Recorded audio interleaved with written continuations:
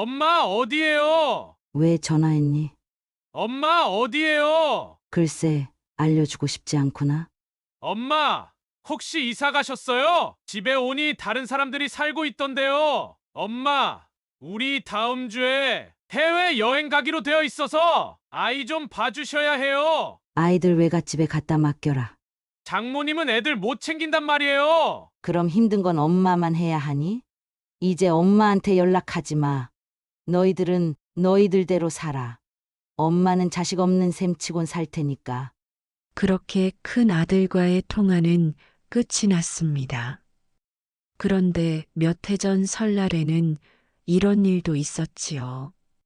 엄마, 도대체 무슨 일이에요? 왜 문을 안 여세요? 이제 더 이상 명절 음식도 손주 돌보는 것도 안 할 거야. 내 인생도 생각해야지. 엄마, 우리가 잘못했어요. 잘할게요. 내가 너희들 키우느라 평생을 희생했어. 그런데 결혼을 하고도 나를 부려먹어 정도껏 해야지.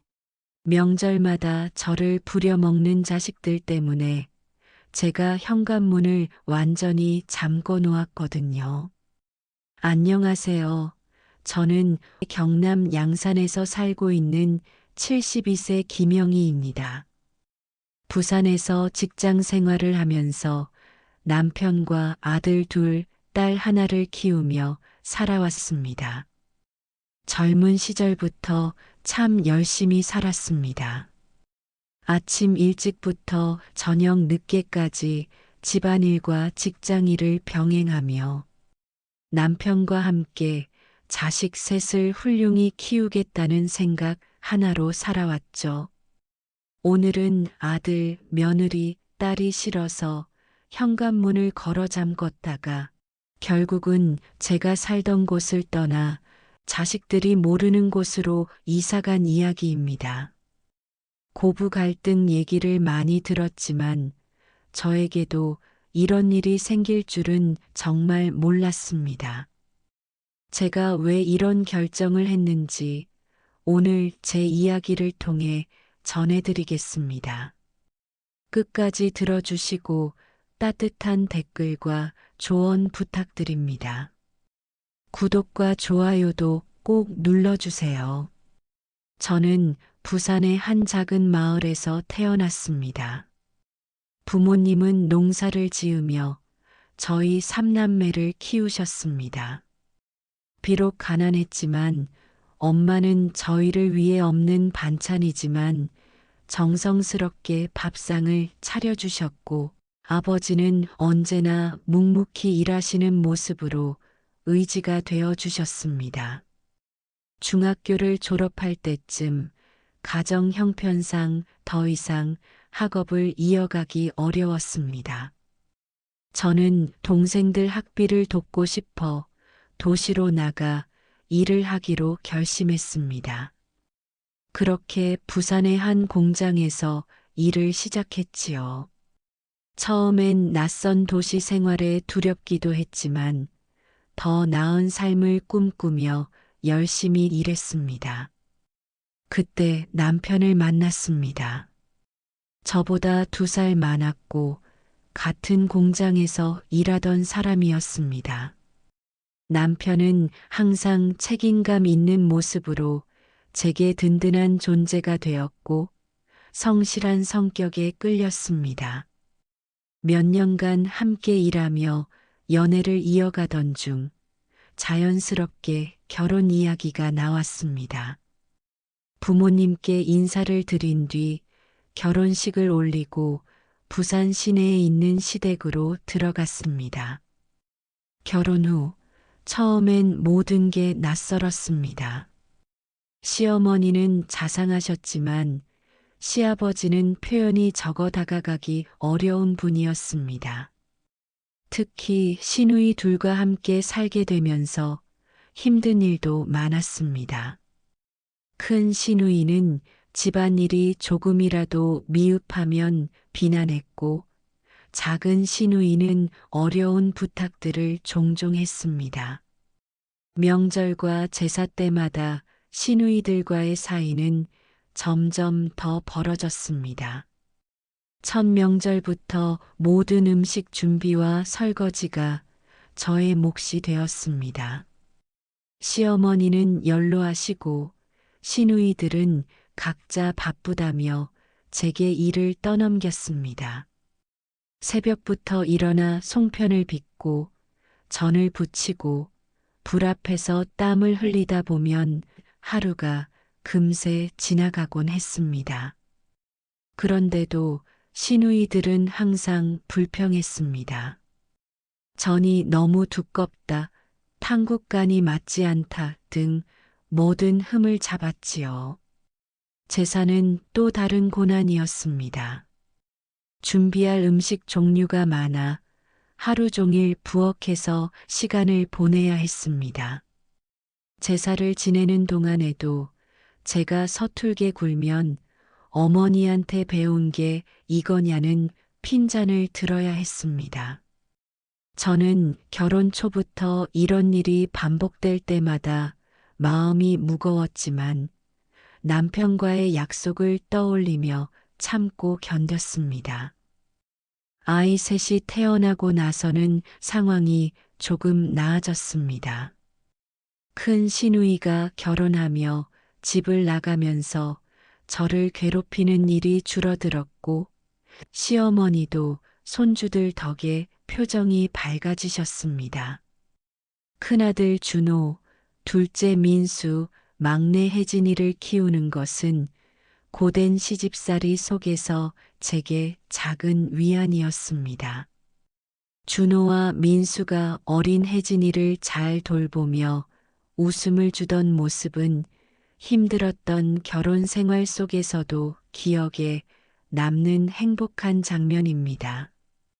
시집살이에서 벗어난 듯 했지만 경제적인 어려움은 여전했습니다.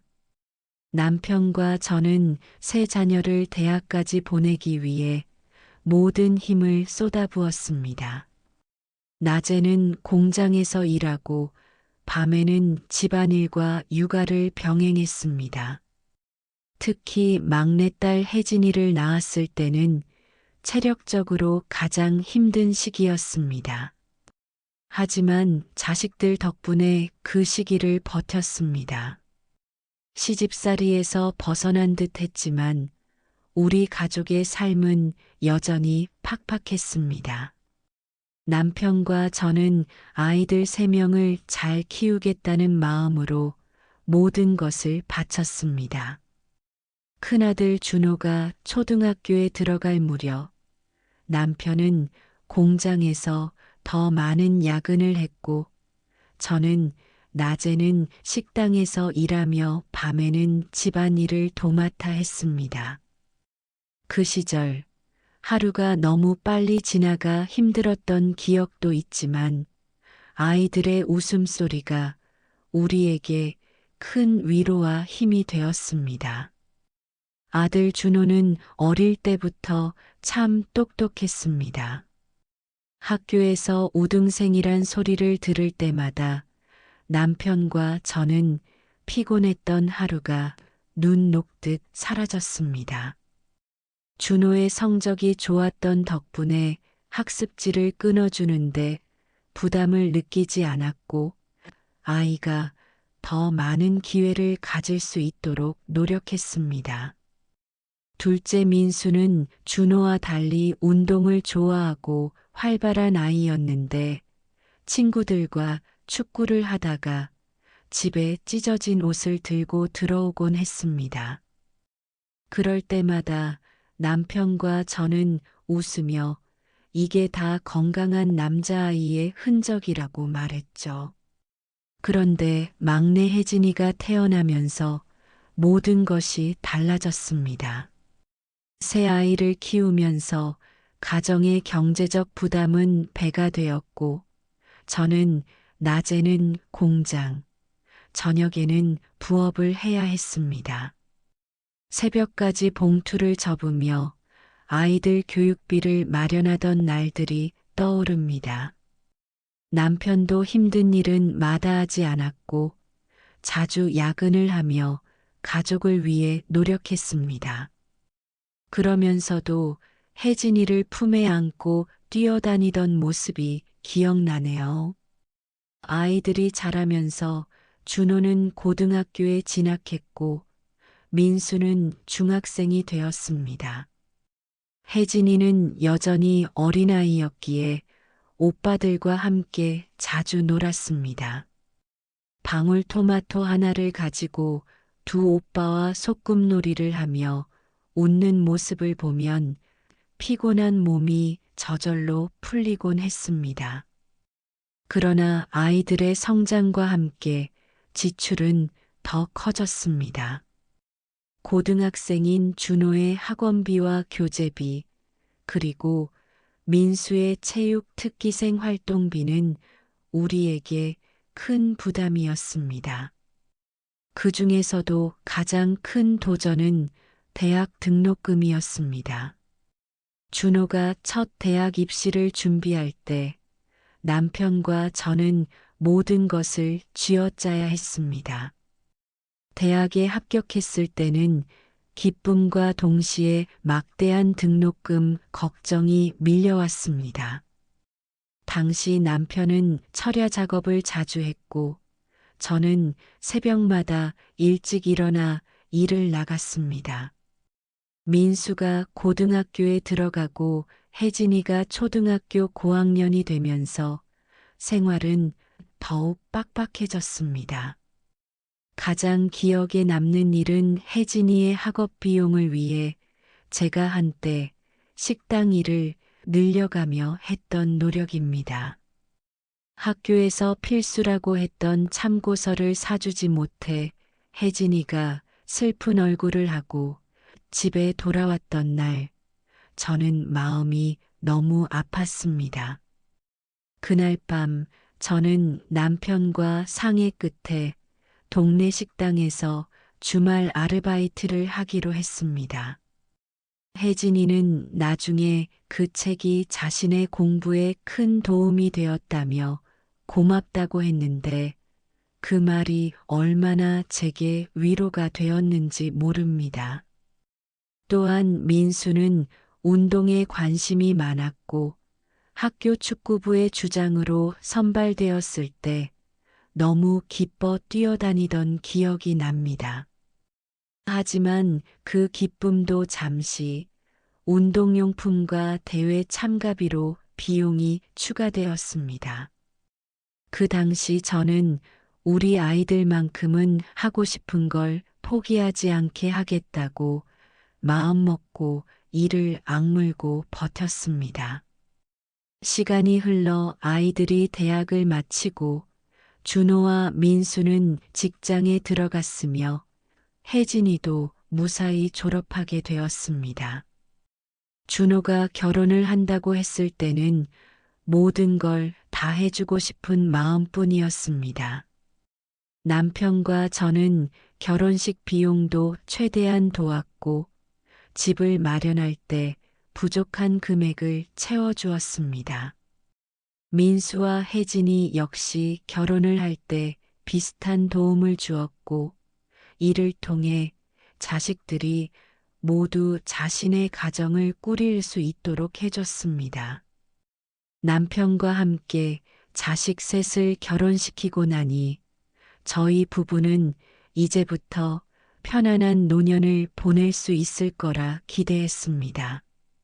자식들이 행복한 가정을 꾸리고 우리에게 효도하며 살아갈 날만 남았다고 생각했으니까요.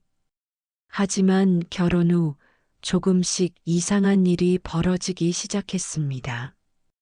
아들들과 딸이 결혼하고 아이를 낳으면서부터 손주 육아가 전적으로 저와 남편의 몫이 되었습니다. 처음에는 손주들이 귀여웠고 자식들의 도움을 주는 게 부모로서 당연하다고 여겼습니다. 그러나 점점 일이 심해졌습니다. 자식들은 아이를 맡기고 부부 동반 모임이나 해외여행을 다녀오곤 했습니다. 맡기는 시간은 주말뿐만이 아니었습니다. 때로는 평일에도 갑자기 일이 생겼다며 연락을 하고 아이들을 두고 갔습니다. 육아는 저희 부부에게 끝없는 의무로 다가왔습니다. 아이들이 밤늦게까지 울거나 밥을 잘 먹지 않으면 몸은 물론 마음까지 지쳤습니다. 둘째 아들의 둘째가 돌 즈음에는 거의 매일같이 아이를 보느라 저희 집이 육아센터가 된 것 같았습니다.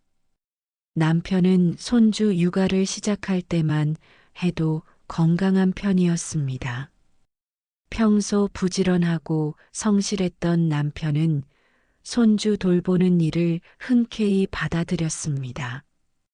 그러나 시간이 지나며 손주들이 늘어나고 육아가 반복되면서 남편의 체력은 점점 떨어지기 시작했습니다. 큰아들과 딸이 연이어 아이를 낳으면서부터 육아의 강도는 더욱 심해졌습니다.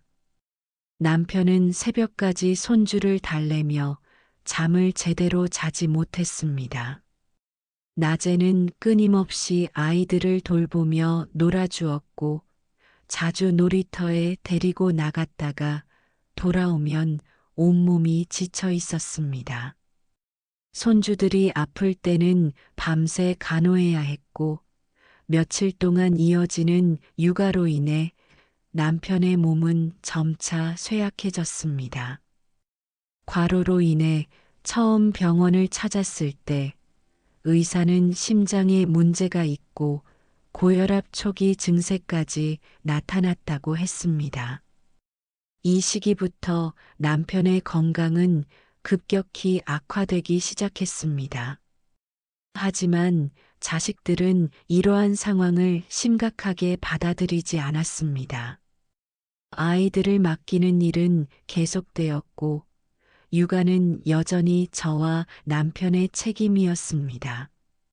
자식들은 주말에는 부부 동반 모임에 나가거나 해외여행을 떠났고 평일에는 갑작스럽게 연락해 아이들을 맡기고는 바로 떠나곤 했습니다. 남편은 육아와 병세 악화의 이중고를 견디며 버텼지만 어느 날 결국 쓰러지고 말았습니다. 그날 손주를 안고 계단을 오르던 중 갑작스럽게 의식을 잃었고 급히 병원으로 옮겨졌습니다. 하지만 병세는 이미 상당히 악화된 상태였습니다. 병원에서 치료를 받는 동안에도 자식들은 남편을 찾아오지 않거나 와도 아이들을 데려다 놓고는 잠시 얼굴만 비추고 돌아갔습니다. 남편은 병실에서 손주들의 울음소리를 들으며 밤을 지새우기 일쑤였습니다. 결국 남편은 과로와 병세를 이기지 못하고 세상을 떠났습니다. 그의 마지막 순간까지 곁에 있던 사람은 저뿐이었습니다. 자식들의 무관심 속에서 외롭게 삶을 마감한 남편의 모습은 지금도 제 가슴 속 깊이 남아 있습니다. 남편이 떠난 뒤에도 자식들의 태도는 변하지 않았습니다. 아들 부부는 여전히 육아를 저에게 떠넘겼고 딸 부부는 아이들이 저를 더 좋아한다며 손주들을 자주 데려다 놓았습니다. 손주들이 아프거나 밤새 울 때도 육아는 철저히 저 혼자 감당해야 하는 일이었습니다. 남편이 세상을 떠난 후 저의 삶은 텅 빈 것처럼 느껴졌습니다. 오랜 세월 함께했던 사람을 잃었다는 사실은 제게 큰 충격이었고 그 슬픔은 쉽게 가시지 않았습니다. 집안 곳곳에서 남편의 흔적이 느껴질 때마다 저는 눈물이 쏟아졌습니다. 하지만 슬퍼할 겨를조차 없었습니다. 남편이 떠난 이후에도 자식들은 여전히 손주들을 맡기며 자신들의 일을 이어갔기 때문입니다. 손주들이 울고 웃는 모습을 보면 순간적으로 기분이 나아지기도 했지만 하루 종일 씨름하며 육체적으로나 정신적으로 지친 상태가 지속되었습니다. 특히 남편이 없다는 사실을 실감할 때면 마음 한편이 텅 빈 채 무언가가 쏟아져 내리는 것 같았습니다. 남편과 함께 육아의 짐을 나누며 힘든 와중에도 서로에게 의지했던 순간들이 떠올랐습니다. 그 의지처가 사라진 지금, 저는 홀로 모든 것을 감당해야 한다는 사실이 버겁기만 했습니다. 어느 날 큰아들과 딸이 한나란시에 손주들을 데려다 놓고 맡기고 갔습니다. 그날은 남편의 기일이었습니다. 저는 기일을 맞아 남편의 제사상을 준비하려 했지만 손주들을 돌보느라 아무것도 할 수 없었습니다. 시간은 빠르게 흘러갔고 정신없이 하루를 보내다 보니 남편을 위해 마련하려던 상차림조차 제대로 못했습니다. 마음속에는 자책감과 함께 점점 커지는 화가 쌓였습니다. 며칠 뒤 자식들이 아이들을 데리러 왔을 때 저는 더 이상 참지 못하고 그동안 쌓인 감정을 터뜨렸습니다. 남편이 떠난 지 얼마 되지 않았는데 내가 왜 혼자 이 모든 걸 감당해야 하느냐는 생각이 제 마음속에서 끌어올랐습니다. 저는 자식들에게 내가 너희의 육아 도우미가 아니며 최소한 아빠를 잃은 나를 배려하는 마음은 가져야 하지 않느냐고 따졌습니다. 하지만 자식들은 제 말을 이해하려 하지 않았습니다. 큰아들은 엄마가 손주들을 봐주는 게 당연한 일 아니냐며 반박했고, 딸은 엄마가 애들을 좋아해서 이렇게 해주시는 줄 알았다고 말했습니다. 자식들의 무심한 태도와 무책임한 말은 제 가슴을 더 아프게 했습니다. 그날 밤 저는 자식들이 보여준 태도와 말들에 대해 곱씹으며 깊은 분노와 슬픔을 느꼈습니다. 남편을 잃은 슬픔 속에서도 자식들에게 제가 요구한 것은 그리 큰 일이 아니었습니다. 그저 조금의 관심과 배려, 그리고 제가 혼자가 아니라는 위로였습니다. 하지만 그마저도 자식들에게는 큰 짐처럼 느껴졌던 걸까요? 이후로도 자식들은 손주를 맡기는 일을 멈추지 않았고, 제가 힘들다고 호소하면 대수롭지 않게 넘기기 일쑤였습니다. 남편을 잃은 후의 슬픔과 손주 육아로 인한 피로는 제게 더 이상 감당할 수 없는 짐으로 다가왔습니다. 그와 동시에 자식들에 대한 서운함은 점점 더 깊어져 갔습니다. 그러나 그 외에도 자식들의 저에 대한 기대와 요구는 멈출 줄을 모르는 것 같았습니다. 김장철이 다가오면 제 마음은 한없이 무거워졌습니다. 한때는 가족이 모두 모여 앉아 김장을 하던 시절이 있었습니다. 남편은 배추를 절이고 자식들은 양념을 버무리며 서로의 손에 묻은 양념을 장난스럽게 닦아주기도 했습니다. 주방에서 올라오는 김치 냄새에 웃음소리가 더해지던 그 시절은 제게 있어서 가족의 온기가 느껴지던 소중한 순간들이었습니다. 하지만 남편이 떠난 뒤로는 상황이 완전히 달라졌습니다. 김장 날짜가 다가오면 저는 자식들에게 도움을 요청하며 날짜를 미리 알렸습니다. 한 번은 자식들 모두 그날은 꼭 갈게요라는 약속을 했습니다.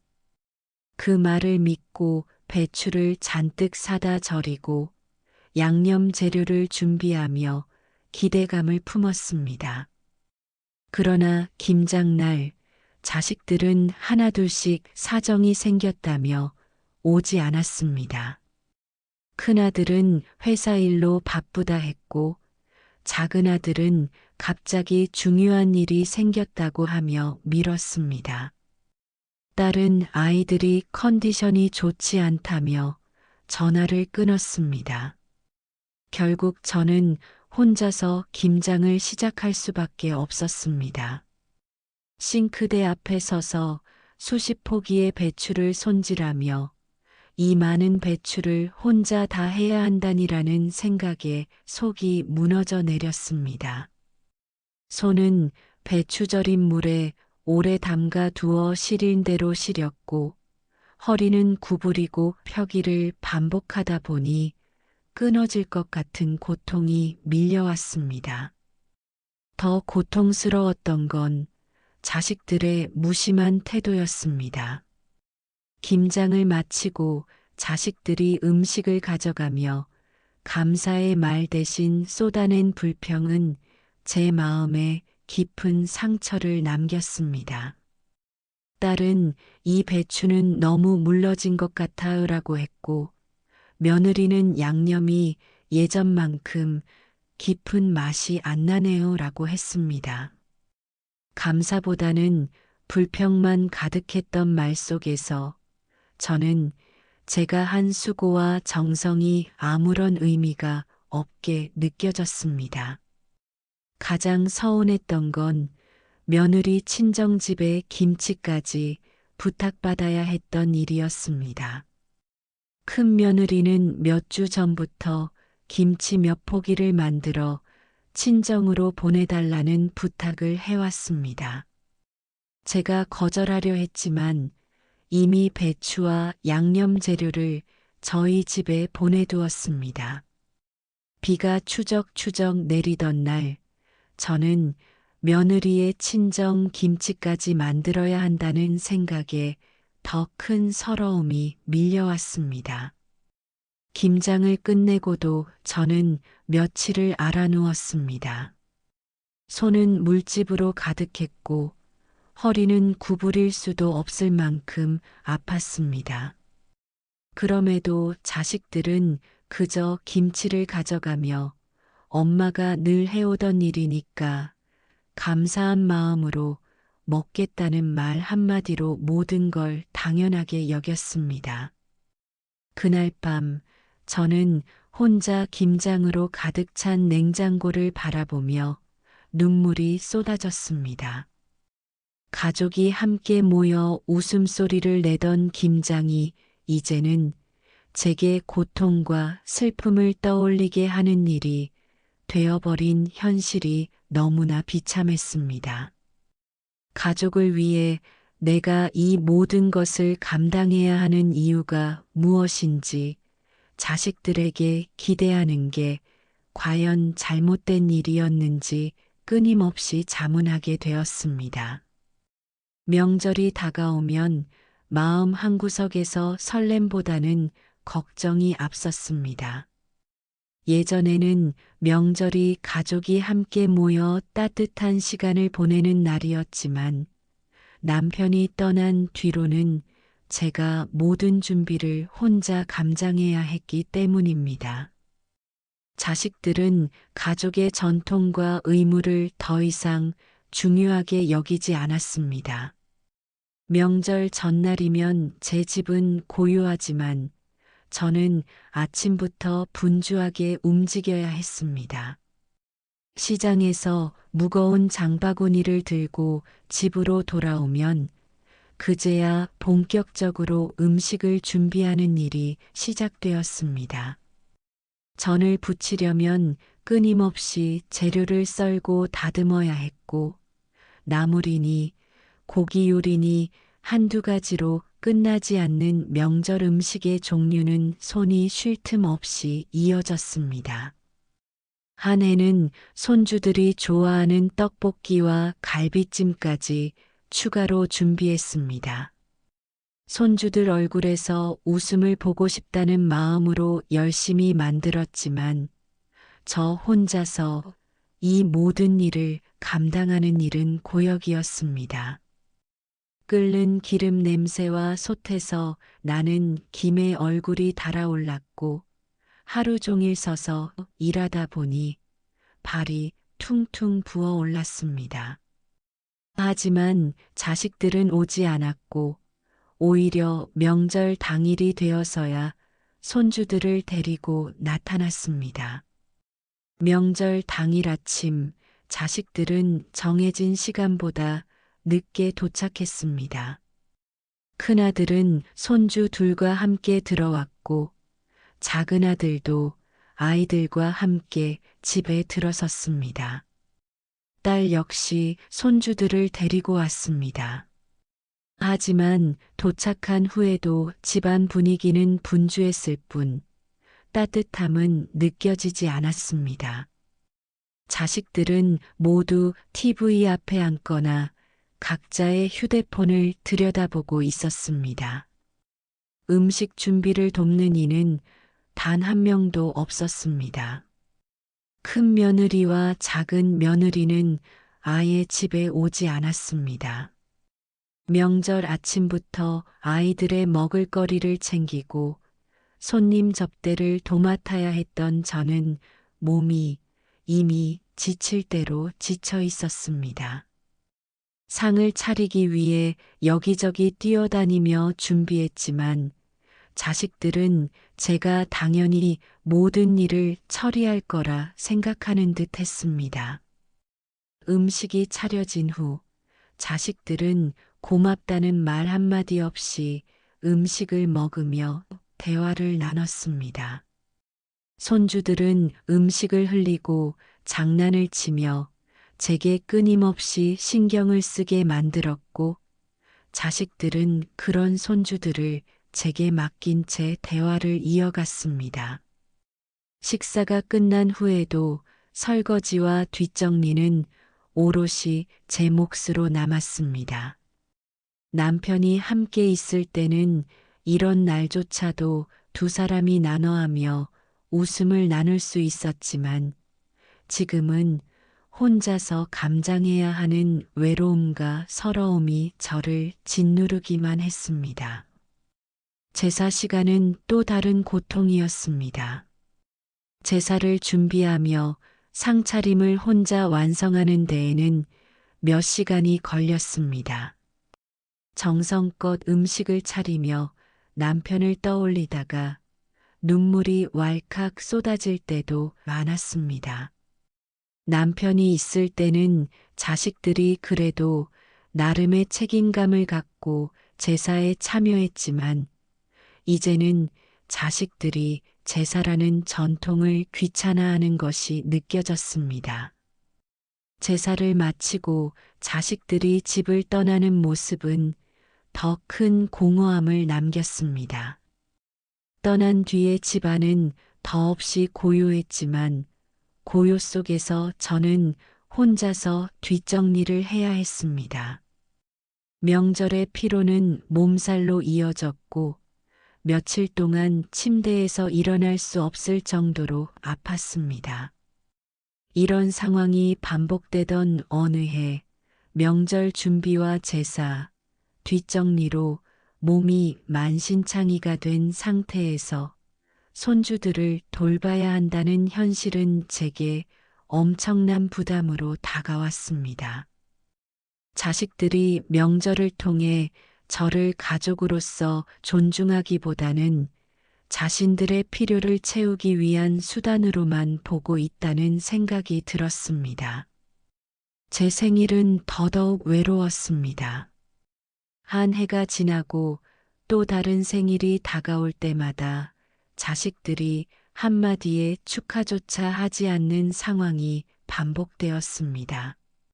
생일날 아침 전화벨이 울리기를 기대하며 전화를 곁에 두었지만 울리는 소리는 한참 후에야 들렸습니다. 그러나 그것은 축하 전화가 아니었습니다. 큰아들은 손주를 맡아줄 수 있느냐고 물었고, 딸은 정리해야 할 물건을 시골에 갖다 놓아도 되느냐는 부탁을 했습니다. 한 번은 딸 부부가 제 생일에 찾아와 손주를 맡기고는 다음 날 자기들의 결혼 기념일을 기념하러 여행을 간다고 나갔습니다. 생일을 혼자 보내며 손주를 돌보는 동안 자식들에게조차 제가 얼마나 소중한 존재인지 인정받지 못한다는 생각이 들었습니다. 그날 밤 혼자 저녁을 먹으며 창밖을 바라보던 제 모습이 참 처량하게만 느껴졌습니다. 어버이날은 다른 날들보다는 조금 나았습니다. 자식들이 꽃이나 선물을 준비하지는 않았지만 아들들과 딸이 함께 저를 위해 외식을 제안했기 때문입니다. 생일이나 명절에 늘 외면당했던 기억 때문에 그 제안은 저에게 작은 위로처럼 느껴졌습니다. 식사 자리에서 자식들과 손주들은 평소처럼 분주하게 대화를 나눴습니다. 저는 그 모습을 보며 어릴 적 아이들이 함께 뛰어놀던 기억을 떠올렸습니다.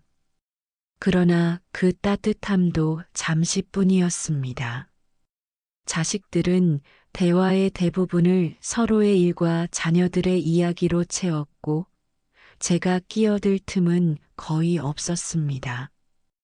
음식을 먹는 동안 딸은 엄마가 늘 이렇게 고생하시는 걸 알고 있다는 말로 저를 위로하려 했지만 그 말은 깊이 있는 배려라기보다는 단순한 인사처럼 들렸습니다. 식사가 끝난 후 자식들은 곧바로 각자의 일정을 핑계로 자리를 떠났습니다. 한 아들이 계산을 하면서 이런 날 엄마가 손주들을 잘 돌봐주셔서 얼마나 감사한지 모른다고 말했습니다. 자식들의 태도는 감사와 무관심이 뒤섞인 복잡한 감정을 남겼습니다. 자식들과 함께했던 식사는 어버이날에 대한 작은 희망을 남겨주었지만 그것만으로도 깊어진 감정의 골들을 해결하기에는 역부족이었습니다. 아들과 딸은 제가 진정으로 원하는 것이 무엇인지 깨닫지 못했고 여전히 제가 자신들의 편의를 위해 존재해야 한다고 생각하는 듯 했습니다. 어느 해의 명절, 저는 그동안 누적된 고통과 외로움에 도저히 참을 수 없는 한계에 다다랐습니다. 매번 명절이 다가오면 제 마음속에는 두려움과 서러움이 동시에 밀려왔습니다.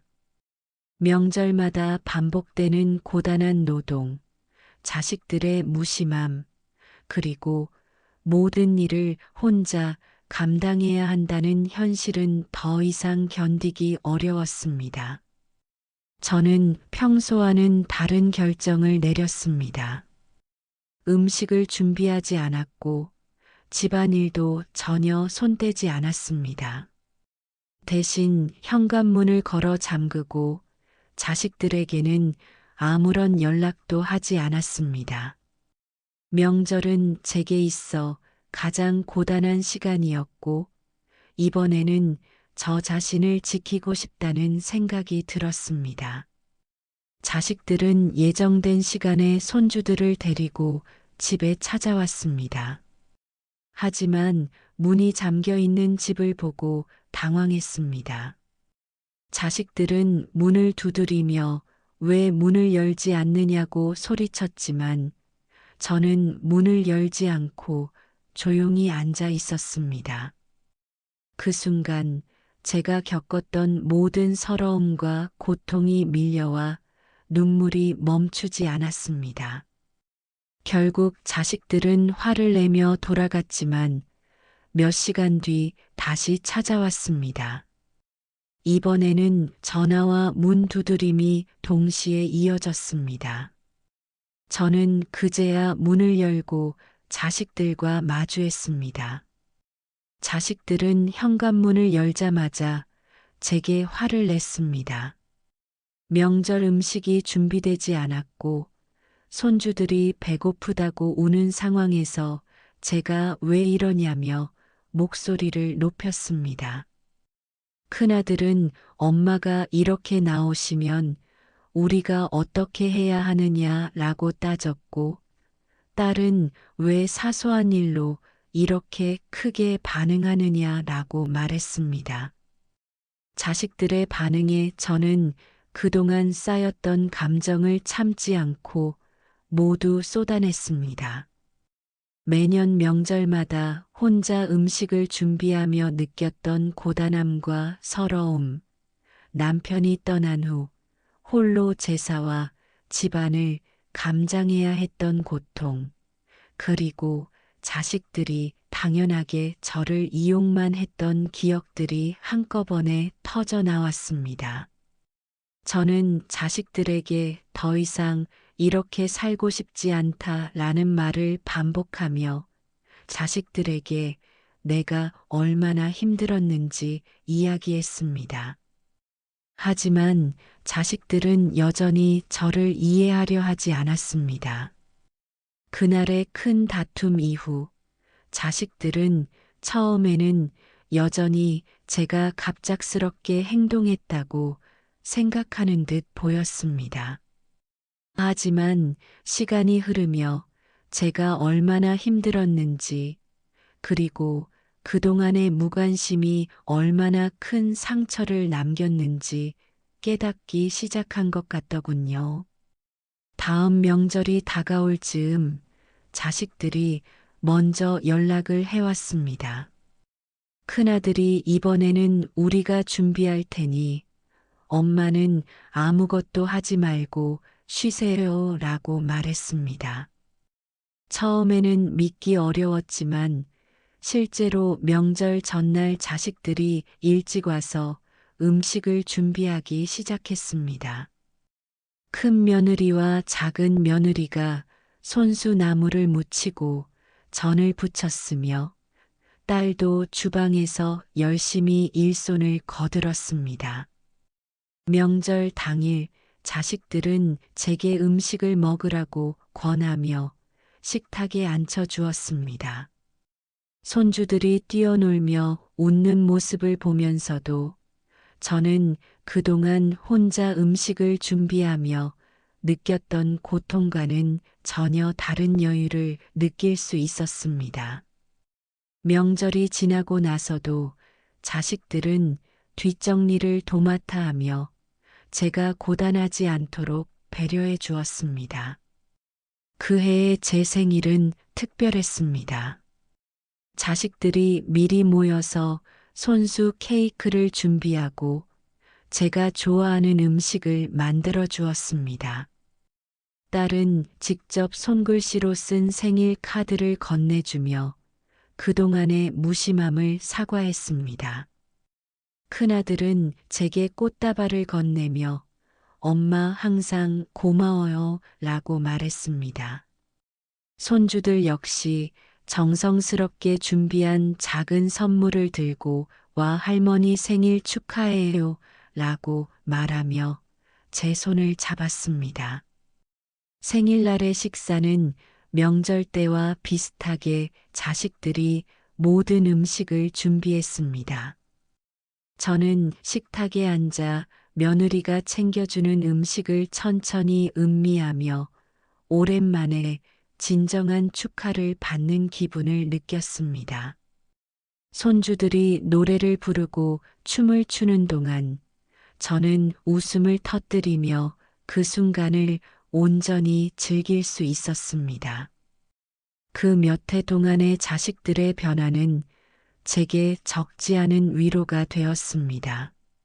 물론 예전처럼 완벽히 회복된 관계라고 말하기는 어려웠지만 자식들이 제가 느꼈던 고통과 서운함을 조금이라도 이해하고 그에 대해 행동으로 보이려 노력했다는 점이 고마웠습니다.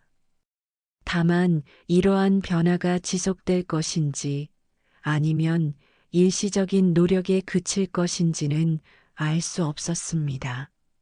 하지만 그 순간만큼은 조금 더 따뜻함을 느끼고 제 마음속에 있던 긴장의 실타래가 살짝 풀리는 기분이 들었습니다. 그러나 그 해뿐이었습니다. 잠시나마 저를 달래기 위한 것이었던 것처럼 느껴졌고 손주들의 육아를 떠넘기기 위한 핑계였던 것이었습니다. 그 몇 해 동안 자식들의 변화는 제게 적지 않은 위로가 되었습니다.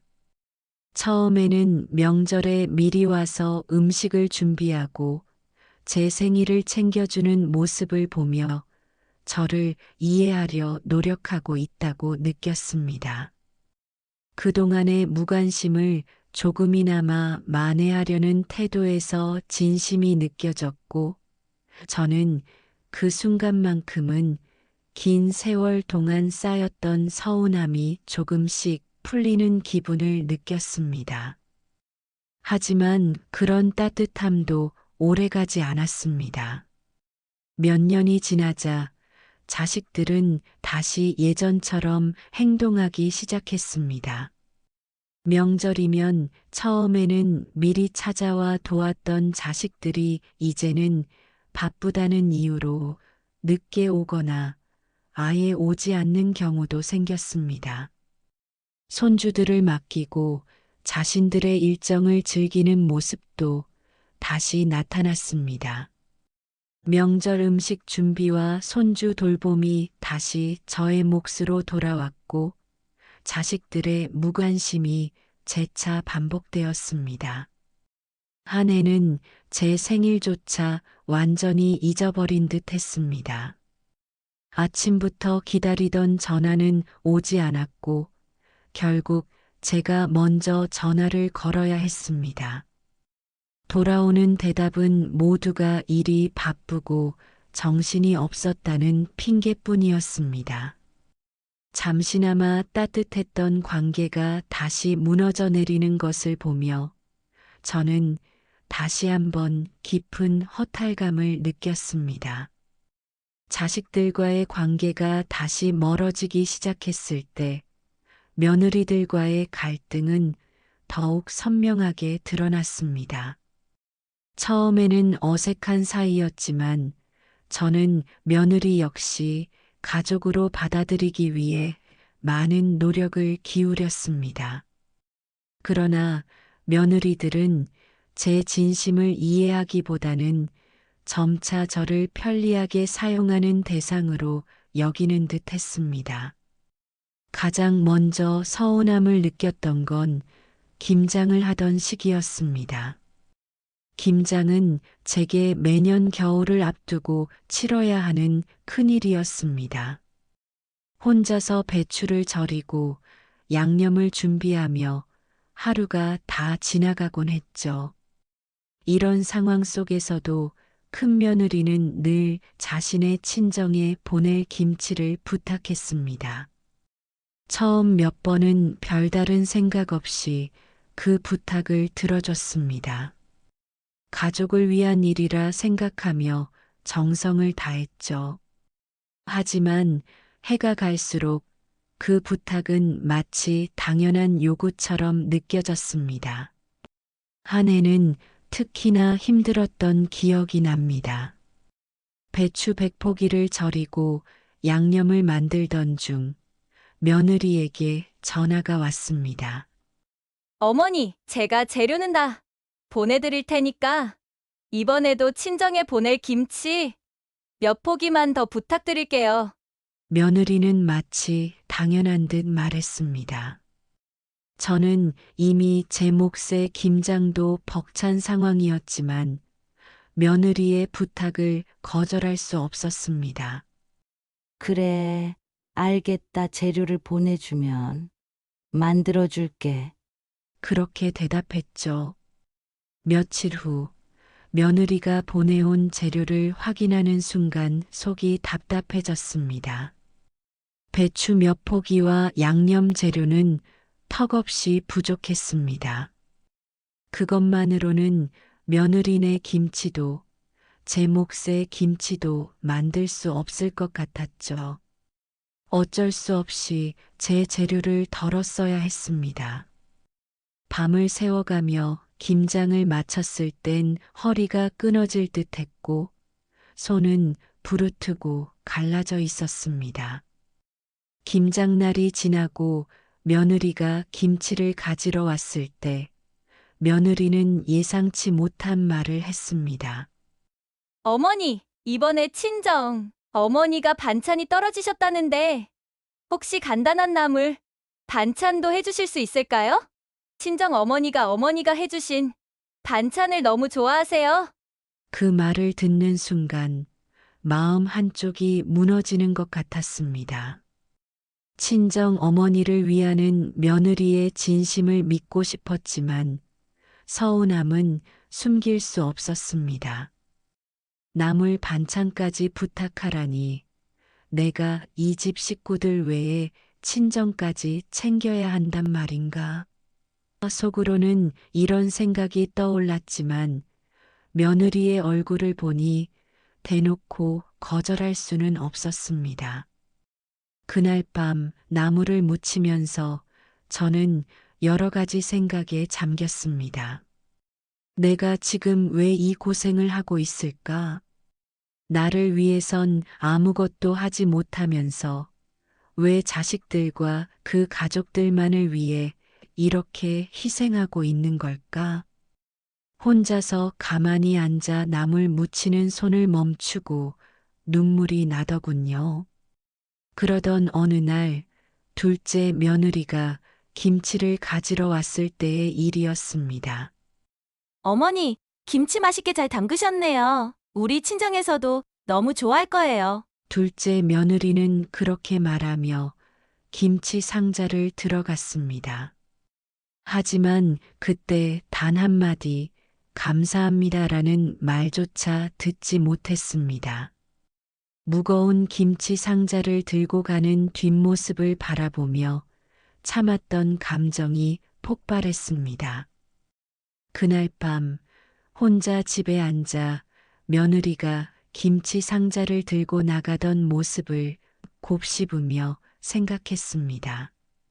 나는 단 한 번이라도 이들에게 진심 어린 고맙다는 말을 들어본 적이 있었나? 손주를 키우고 명절 음식을 준비하고 이제는 친정의 밥상까지 챙기면서도 내가 받은 것은 고마움이 아닌 당연함으로 여겨지는 시선뿐이었습니다. 그 이후로 저는 김장을 하는 일이 두렵기 시작했습니다. 김장철이 다가오면 허리가 아프기 전에 마음부터 무너져 내렸습니다. 며느리의 부탁은 점점 많아졌고 고마움 대신 무심한 태도가 늘어갔습니다. 그 모든 희생이 쌓이고 쌓여 저는 더 이상 그 요구를 감당할 수 없다는 결심에 이르게 됐습니다. 그날 이후 저는 김장을 할 때면 일부러 재료를 부족하게 준비했습니다. 더 이상 며느리의 요구에 끌려가지 않겠다는 마음으로 제 몫의 김치만을 담그기 시작했죠. 며느리가 추가 부탁을 하면 이제는 나도 힘들어서 더는 못하겠다고 단호히 말했습니다. 처음엔 며느리가 당황하는 듯 했지만 더 이상 아무 말도 하지 못했죠. 추석을 앞두고 큰 며느리에게 전화가 걸려왔습니다. 저는 웬일인가 싶어 전화를 받았죠. 어머니, 이번 추석에는 저희 집에서 보내면 어떨까요? 요즘 어머니 혼자 음식 준비하시느라 많이 힘드시잖아요. 그 말을 듣는 순간 저는 마음이 조금 놓였습니다. 그래도 큰 며느리가 생각이 있구나 싶었죠. 그동안 며느리들이 명절마다 오지 않아 섭섭했던 마음이 조금은 풀리는 것 같았습니다. 그런데 며느리의 다음 말이 저를 멍하게 만들었습니다.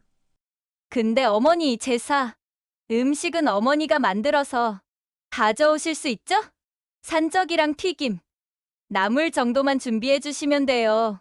저희가 그 정도는 다 같이 나눠서 먹을게요. 저희가 직장 다니느라 바빠서요.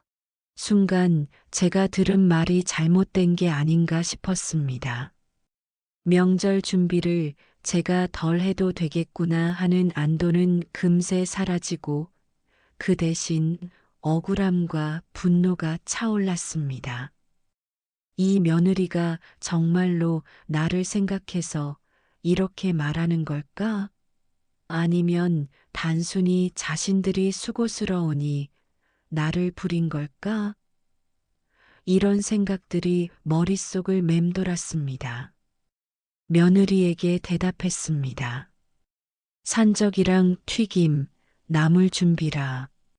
그게 제사 음식의 거의 다인데 그걸 다 만들어서 가져오라는 말이구나. 며느리는 전혀 미안한 기색 없이 웃으며 말했습니다. 어머니, 어차피 음식은 어머니가 잘하시니까요. 저희 집에서는 제사만 편하게 지내시면 되잖아요. 너무 부담 갖지 마세요. 그 말을 들으며 저는 한숨이 절로 나왔습니다. 몸은 지쳐가는데 제가 해온 희생을 당연히 여기고 있었습니다.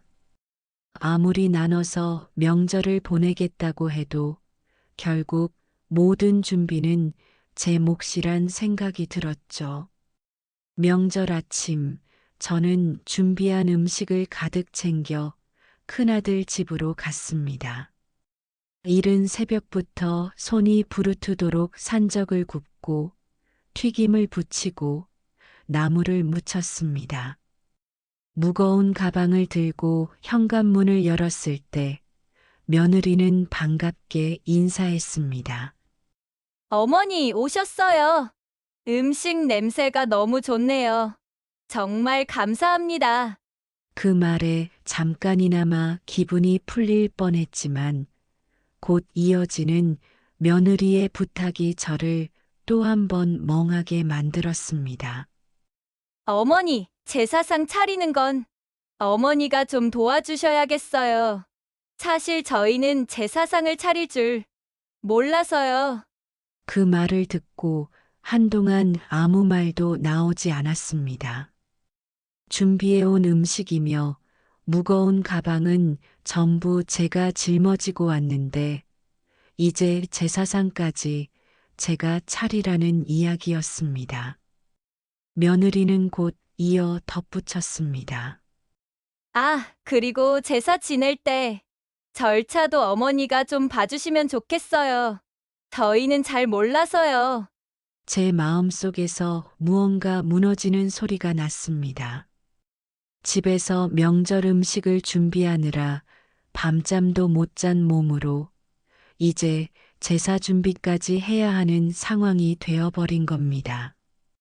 저는 며느리를 바라보며 물었습니다. 그러면 너희는 내가 여기까지 음식을 가져오고 제사상도 차리길 바란다는 말이구나? 며느리는 미안한 기색 없이 웃으며 대답했습니다. 어머니, 어차피 어머니가 제사를 제일 잘 아시잖아요. 제가 잘못하면 어머니가 더 힘드시니까요. 그 말을 들으니 지난 세월이 떠올랐습니다. 결국 저는 마음속에서 끓어오르는 분노를 삼키며 제사 준비를 시작했습니다. 며느리는 주방에서 전혀 도와줄 기미 없이 대화를 나누고 있었고 큰아들은 거실 소파에 앉아 텔레비전을 보고 있었습니다. 엄마, 상 다 차리면 불러요. 절 올리면 되잖아요. 큰아들의 이 말이 저를 더욱 서글프게 만들었습니다. 그 순간 깨달았습니다.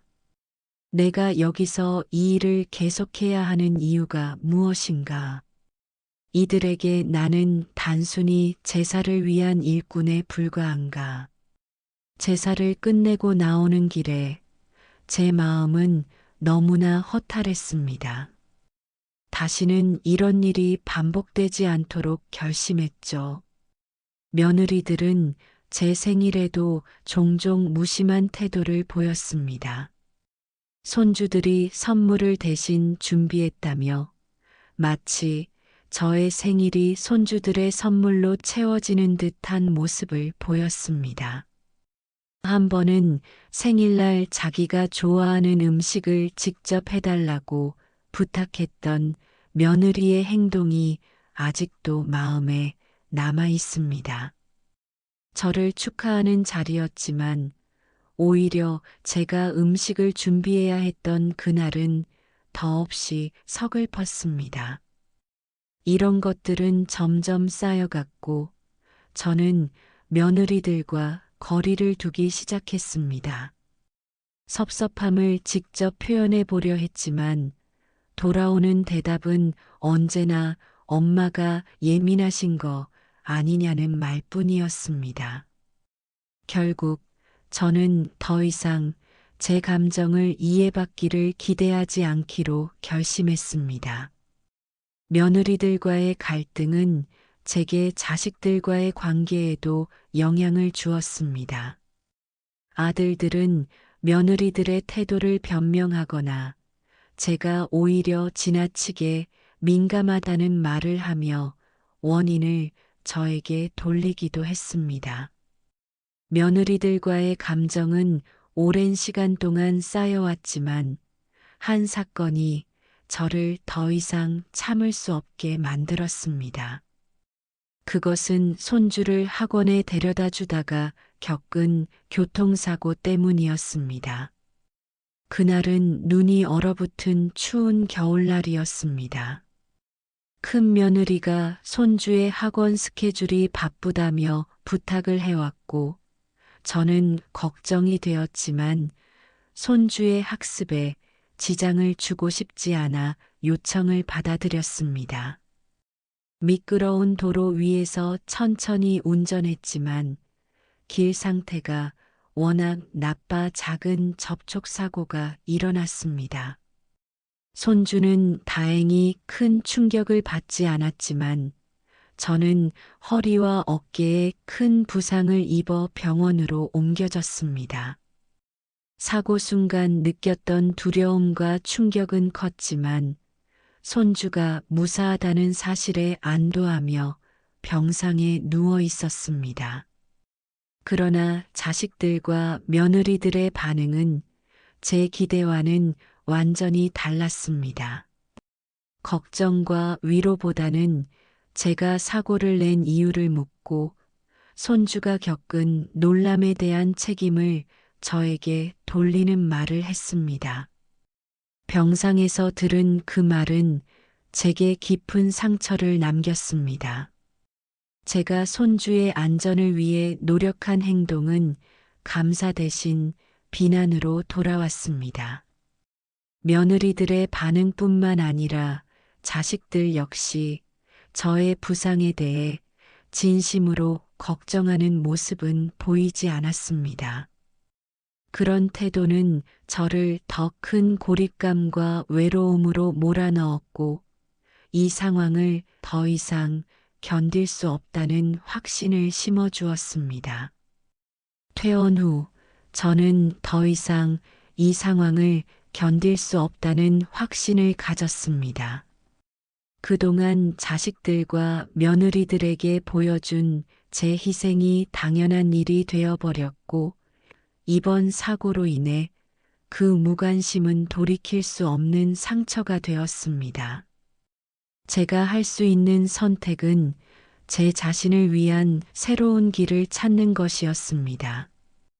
그렇게 저는 오랫동안 생각만 해왔던 계획을 실행에 옮기기로 했습니다. 아무런 말 없이 자식들과 며느리들에게 제 마음을 알리지 않은 채 조용히 집을 떠나기로 결심했습니다. 퇴원 후 몇 주 동안 저는 부산의 집을 정리했습니다. 중요한 짐은 미리 정리해 양산으로 보낼 준비를 했고, 집안 곳곳에 남아있는 남편의 흔적을 하나씩 정리하며 오랜 추억과 작별했습니다. 하지만 자식들에게는 이 사실을 알리지 않았습니다. 마지막 날 현관문을 잠그고 뒤돌아보는 순간 마음이 무거웠지만 후회는 없었습니다. 그동안 이곳에서 겪었던 수많은 갈등과 희생의 기억들을 뒤로하고 새로운 삶을 향해 나아가겠다는 다짐이 확고했습니다. 양산에 도착한 후 저는 작은 집에서 새롭게 일상을 시작했습니다. 집 앞에는 텃밭을 가꾸기 좋은 넓은 마당이 있었고, 시골의 공기는 오랜만에 느끼는 여유를 선물했습니다. 매일 아침 텃밭에서 자라는 채소들을 바라보며 오로지 제 자신을 위한 삶을 살아가고 있다는 실감이 들었습니다. 양산에서의 평화로운 생활이 어느덧 익숙해질 무렵 예상치 못한 전화가 걸려왔습니다. 큰아들이 오랜만에 부산 집을 방문했다가 텅 빈 집과 다른 사람이 와 있는 것을 보고 전화를 한 것이었습니다. 전화기 너머에서 큰아들은 놀란 목소리로 집이 비어 있다고 말하며 무슨 일이 있었냐고 물었습니다. 그동안 아무런 설명 없이 집을 떠났던 제게 아들이 느꼈을 충격은 충분히 이해가 갔습니다. 하지만 저는 차분하게 그리고 단호하게 그에게 제 상황을 이야기했습니다. 제가 그동안의 삶에서 느꼈던 피로와 무거움을 풀기 위해 이제는 제 자신을 위해 살아가기로 했다는 이야기와 함께 고향인 양산에서 새로운 생활을 시작했음을 설명했습니다. 아들의 목소리에서는 놀라움과 당혹스러움이 묻어났지만 더 이상 저를 붙잡거나 비난하지는 않았습니다. 통화 중 아들은 그제야 제가 얼마나 힘들었는지를 이해하려는 듯 조심스럽게 물었습니다. 왜 그동안 말하지 않았는지, 미리 알리지 않은 이유를 물으며 미안하다는 말을 덧붙였습니다. 저는 그 질문에 지금이라도 내가 이해해 준다면 충분하다고 답하며 그간 마음속에 담아둔 서운함이 조금씩 풀리는 것을 느꼈습니다. 아들은 통화를 마치며 언젠가 양산에 들러보고 싶다고 했습니다. 손주들과 함께 찾아오겠다는 그의 말에 저는 작은 미소를 지었습니다. 그저 오기 전에 미리 연락을 달라고만 답하며 통화를 마쳤습니다. 그날 이후 저는 자식들과 조금은 다른 관계를 이어가고 있습니다.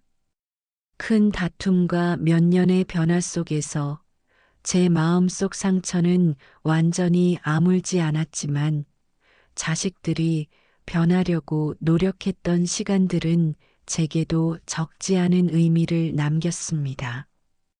지금은 고향인 양산에서 조용히 살고 있습니다. 자식들은 예전처럼 자주 연락하지는 않지만 때때로 손주들과 함께 저를 찾아와 안부를 묻고 텃밭에서 자란 채소들을 함께 나누기도 합니다. 양산의 작은 집은 제게 새로운 삶을 열어주었습니다. 손수 가꾸는 텃밭에서 싹을 틔우는 채소들을 보며 저는 스스로를 위한 삶이 얼마나 중요한지 깨닫습니다. 아침이면 들리는 새소리와 시원한 바람 속에서 비로소 진정한 평화를 느끼고 있습니다. 명절과 생일은 이제 더 이상 고통스러운 날이 아닙니다. 자식들이 미리 음식을 준비하거나 간단히 외식으로 대신하며 저를 배려하려고 노력하는 모습도 보이고 제 마음을 조금씩 더 이해하려는 듯한 행동도 가끔 보입니다. 물론 모든 것이 완벽히 해결되지는 않았습니다. 여전히 자식들 사이에 무심함이 느껴질 때도 있고 제게 부담을 주는 요청도 가끔 이어집니다. 하지만 이제는 그런 일들에 휘둘리지 않고 저 자신을 더 소중히 여기며 하루를 보낼 수 있습니다. 이제는 제가 귀찮고 힘든 일이라 생각되면 완강히 거부합니다. 그게 자식들을 위한 길이라 깨달았기 때문이기도 합니다. 사랑하는 가족들과의 관계는 복잡하고도 어려운 것 같습니다. 하지만 때로는 용기를 내어 스스로를 위해 변화를 선택해야 한다는 것을 배웠습니다. 그렇게 변화할 수 있었던 것은 제 안에 있는 작은 용기와 자식들에게 느낀 진심 때문이었습니다. 여러분도 혹시 저와 비슷한 갈등이나 어려움을 겪고 있다면 꼭 기억해 주세요. 때로는 자신의 목소리를 내고 스스로를 지키는 것이 가장 중요한 선택일 수 있습니다. 그리고 시간이 흐르면 우리 주변 사람들도 조금씩 변할 수 있다는 희망을 잃지 않으셨으면 좋겠습니다. 아마 저처럼 사셨던 분들도 있으시리라 생각됩니다. 그런데 우리 세대에 필요한 것은 정말 자식들에게는 할 말 다하는 부모의 모습이 아닐까요? 무조건적인 희생은 아니었던 것 같습니다. 제 이야기가 여러분께 작은 위로가 되었기를 바랍니다. 이야기를 들어주셔서 감사합니다. 구독과 좋아요는 저에게 큰 힘이 됩니다. 따뜻한 댓글도 부탁드립니다. 감사합니다.